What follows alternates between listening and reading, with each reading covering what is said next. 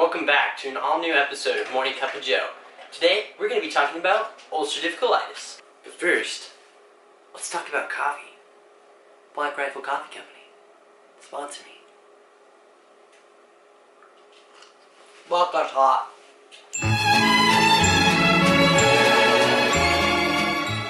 Alright, we're back. Coffee cooled down. Now we can start talking about ulcerative colitis. The purpose of this channel was to talk about ulcerative colitis and also about my surgeries, because I had all of my colon removed, my large intestine, rectum, the whole 9 yards, all gone. But that's another topic for another day. So we're going to talk about ulcerative colitis today, and then eventually down the road, a couple videos, we're going to get into my surgery. Cancer. Anyway, August 15th of 2013, I was diagnosed with ulcerative colitis at the age of 16. Between the days of August 15th to September 6th, I'd went from 160 pounds to 130 pounds. So, roughly 20-some days, I had lost 30 pounds. All because of this disease, because it was untreated. They couldn't find a drug that was right for me. I went through numerous doctors when I finally ran into Boys Town National Research Hospital. I met an incredible doctor. He actually saved my life. He told my parents, you know, when your son walked into the hospital, I didn't think he was going to make it. And, you know, hearing that at the age of 16 was like, holy crap. And, you know, it definitely changed my perspective on life, because it can be gone so fast. Ever since my experience at Boys Town National Research Hospital, I've always wanted to give back to the great community that they have.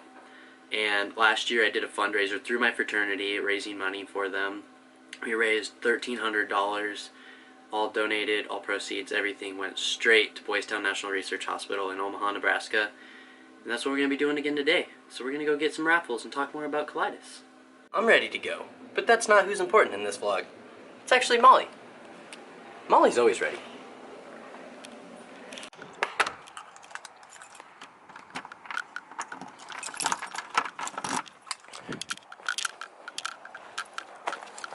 Ready, little girl? Hop in. Good girl. So we got a couple things we need to do. First, we need to go get some flyers for that fundraiser I was telling you about. And then we gotta go and try to get some donations from people. It's gonna be a great day.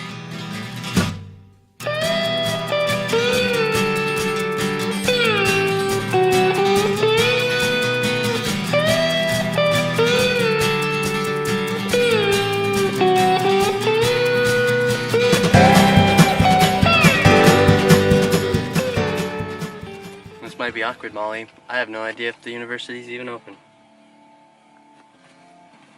Well, here we go. So we totally lucked out. It's open. So now I can print stuff. My coworker at the university actually did this flyer for me, and we're about to suck up a whole bunch of purple ink. Check it out. It's pretty dope.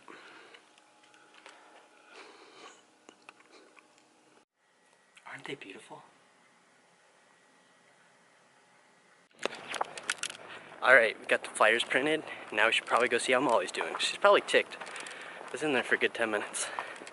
But don't worry, PETA. I left the heat on for her. I'm a good pet owner. Believe me. So this would probably be a great time to tell you a story about ulcerative colitis. So when I first got diagnosed, going to school was not the easiest thing to do, because when I first got diagnosed, obviously I told you I lost the 30 pounds. It took me a good full 2 weeks before I could even go to class comfortably and be able to deal with everything, because I still had to go to the bathroom a ton. That's why I lost so much weight, was because I had diarrhea like no other, and was seriously like just losing water weight. Anything that went in went out immediately. So they started me on a couple of drugs. One of those was prednisone, which is a medical steroid, and no, I didn't get jacked. I didn't get fat really. I just got cravings. I felt like I was a junkie. I was always hungry, but was never satisfied even if I ate like the biggest meal possible. And it sucked because even if I would have ate and just continued to eat, like the ulcerative colitis and everything, and like how it was already fighting off the drugs that was trying to help me, still would have just went right out. And that's why I just monitored everything that I ate super carefully, went about it in a smart, strategic manner, and I still lost my colon in the end. But that's alright. On a side note though, like I could not grow facial hair whatsoever until they put me on prednisone, because I was on like 60 milligrams, which is the highest dose you can get. And yeah, I grew a beard. So thank you, I guess. And this is why I hate people. Like, why? Just went to Hy-Vee, and I was kind of feeling like donuts. Which brings us to our next point. When you have ulcerative colitis, you have to be so careful with what you eat, depending on who you are, because everyone's going to be a little bit different. In my case, I couldn't eat hardly anything, and like, I really do mean that. Like, my diet was seriously so clean and bland, it was boring. Ever since my surgery, I've been able to eat almost anything I want. No side effects. When I had ulcerative colitis, one thing would set you off, and it really did suck. It didn't matter if you were watching your fiber, your protein, your carbs, where you were getting your food. Was it fast food? Was it clean? It was hard. It's hard to go out and eat with my friends. It was hard to do anything. And that was one of the benefits of having the surgery that I had, was because now I can do pretty much anything I want with no repercussions. Molly and I are back from getting donations. So now we're ready for our next topic. Going out in public. I had ulcerative colitis, and I was like having a flare-up, which is pretty much when, best way to describe it I guess is that, just look up the goddamn medical term, Malu. Alright, when you look it up on dictionary.com, it describes it as a sudden outburst or something, or outburst of something, especially violence or a medical condition. So, in this terms, like when I was having an outburst of something, which was normally diarrhea like crazy, I was always sick, and that was my first thing on my mind. So if I went out in public, I did recon. That was my first thing. So any store I went to, I tried to shop at the same stores for several reasons. One, that way I knew where the bathrooms were, because I hated going out in public not knowing where the bathrooms were. So, like, for example, if I went to Walmart, I knew the fastest way to get to the bathroom, depending on where I was in the store, what aisle, which way I needed to go, like, fastest way possible. Like, I knew every shortcut, ins and outs of Walmart. That's what it was like having UC, was that constant fear of, am I gonna crap myself in public? And it's something that was seriously, like, really hard to deal with, and I hated going out in public because of that reasoning. From the time I got diagnosed to my senior year, I didn't really have too many problems. I just had a lot of flare-ups, a lot of trips to the hospital for normally IVs because I would get so dehydrated from the diarrhea.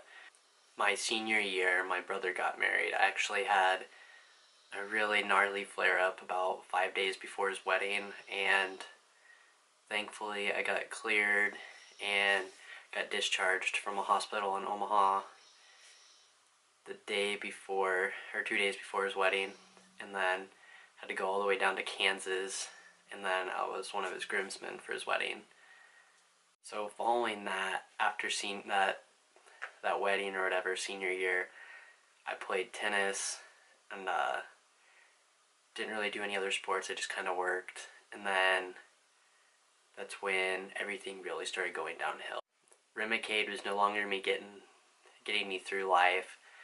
Neither was the prednisone. Those two drugs were just not working. They couldn't ever control my disease. That's when I switched from Boys Town National Research Hospital to a clinic called Midwest GI in Omaha, Nebraska. And uniquely, as soon as I transferred, this clinic was also selected as one of 3 research sites in the nation. I can't remember and I can't find the article, but there were several sites. There's one on the West Coast, one on the East Coast, and then this Midwest GI that were selected. So these 3, it was like incredible experience. I was a test subject. All of my paperwork was documented. I was part of this huge research project of ulcerative colitis and Crohn's, mostly for the Crohn's and Colitis Foundation, and all of that was documented, like I said. So every hospital visit I had, every IV drop I had, every drug I had pumped into me, every oral medication I had to take, like, it was all documented, everything, whole 9 yards, in the 2 years that I had had ulcerative colitis. So oddly enough, when I also switched over to this this clinic and I got involved in this research project, there was a new drug that just hit the market, and it was called Entyvio. It's really popular right now. It's used mostly for people with ulcerative colitis. Remicade is mostly a drug that is used for people with Crohn's, but it does have some benefits for some people with ulcerative colitis, and I was not one of those people that it was benefiting. So my doctor really wanted me to try Entyvio, so I'm going to go ahead and put the clip in this video. If you have moderate to severe ulcerative colitis or Crohn's, and your symptoms have left you with the same view, it may be time for a different perspective. If other treatments haven't worked well enough, ask your doctor about Entyvio, the only biologic developed and approved just for UC and Crohn's. I hope you liked that commercial of Entyvio. It's funny to me because I was actually one of the first people ever to get that drug. The FDA had just approved it and they needed people to try it out. We had nothing to lose because it was pretty much give this drug a try or lose your colon. At the time, you know, they wanted to save my colon at all costs, and I really didn't want to have the surgery either, so I was more than willing to try the drug. So like I said, I was one of the first people ever to get that drug, and I was one of the first people to tell you that it doesn't work. For me personally, I hope and I pray for other people that it does, but you know, it saved you thousands of dollars, you know, in the end, compared to the surgery that I had to have. So in the end, I got this drug for a total of 8 treatments, and after the 8 treatments, I had another huge flare-up, and catastrophic, honestly, and they did an endoscope, which is, actually, they were going to do a colonoscopy on me, and they went in, and they're like, hey man, your large intestine's about ready to explode, like, this drug's not working, it's time that you have surgery. So in my next video, I'm going to be talking about my surgeries that I had. I hope you enjoyed this video. If you have any questions or comments, please post them down in the comment section below. Like, share this video, subscribe. I'd love to have you, love to grow this channel. But thank you very much, and have a good one.